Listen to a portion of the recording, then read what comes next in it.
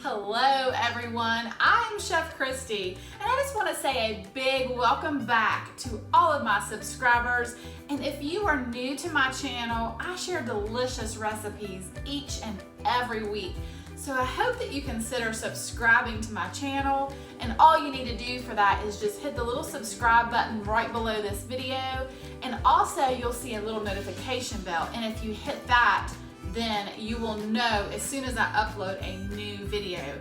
Now I am excited to share with you another one of my skillet meals, and it is for chicken cacciatore, and it is so delicious. It is so comforting, and it's all made in one skillet. It's very quick, very easy, so let's get started. Okay, so to my large cast iron skillet, I'm just going to add 2 slices of bacon that I have just cut into pieces, and I'm just going to let this cook until it crisps up. Okay, so now all I'm going to do is just remove this bacon. I have a paper towel on a plate, so just doing this, and I'll show you what's next. Okay, so next thing I'm going to do is I'm just going to season my chicken, and I'm using the boneless, skinless chicken thighs because, well, that's just my favorite. I just feel like it has a lot more flavor, but you can absolutely use chicken tenderloins, chicken breasts, whatever chicken you want, you can use. So I'm just going to season this very well on each side with salt and pepper. Okay, so the next thing I'm going to do is I'm just going to place my chicken in my hot skillet with that bacon grease in there and let those sear for just a couple minutes on each side. Okay, so the chicken has been cooking for a couple minutes, and I'm just going to remove the chicken, place it on a plate.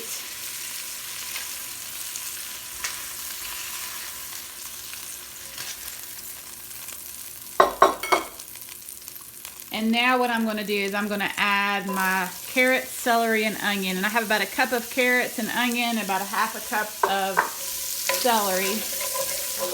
And I'm just going to let these just cook for a little bit, saute for a while until they soften. Okay, my vegetables have been cooking for maybe 5 minutes, and now I'm going to add some garlic. I'm using my garlic press,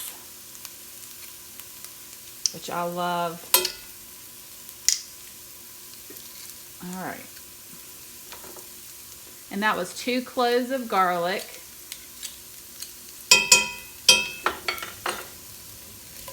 Stir that around. And now I'm going to sprinkle in just about 1 tablespoon of flour.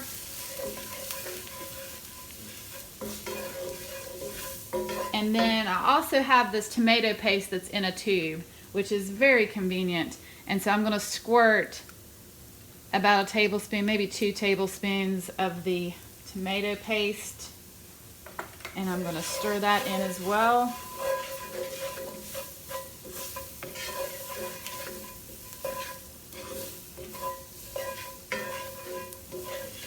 All right.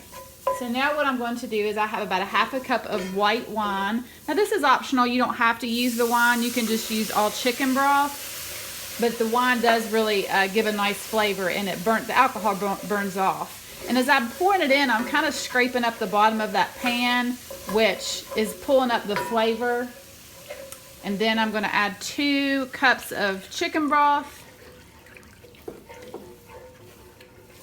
And then you can add a can of the stewed or crushed or diced tomatoes. I just happen to have some tomatoes that were in my freezer actually, and so I just pulled that out, but you can use a can of the tomatoes. And then I've got some basil, thyme, and oregano. It's 1 teaspoon of each. And then I'm going to add my bacon back in. All right. And then I'm going to put my chicken back in. Just going to place my chicken.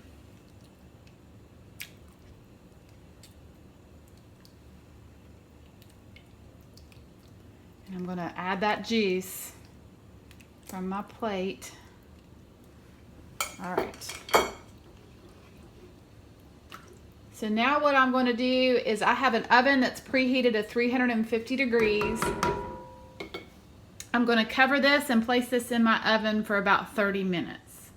Okay, the chicken cacciatore is all done, and it baked at 350 degrees for 30 minutes covered, and then I uncovered it and I thought it was a little bit too thin, so I went ahead and added another tablespoon of the tomato paste, stirred it around, and put it back in the oven for 15 minutes uncovered.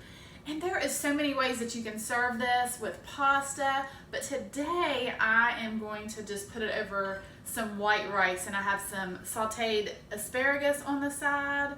So it is so delicious. Place me a nice piece of chicken. Then I've got to get this sauce. And like I said, you can put this over any kind of pasta, is excellent.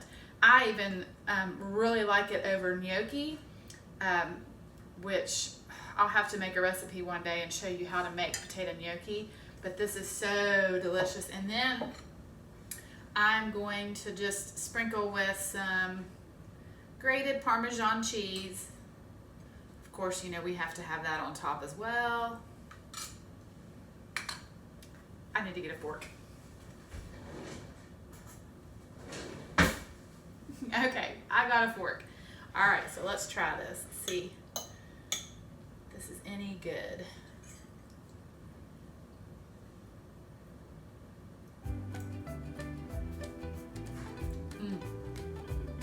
That is delicious. I really, really hope that you give this a try. I've enjoyed cooking for you today. I hope that you have a wonderful day, and I will see you soon.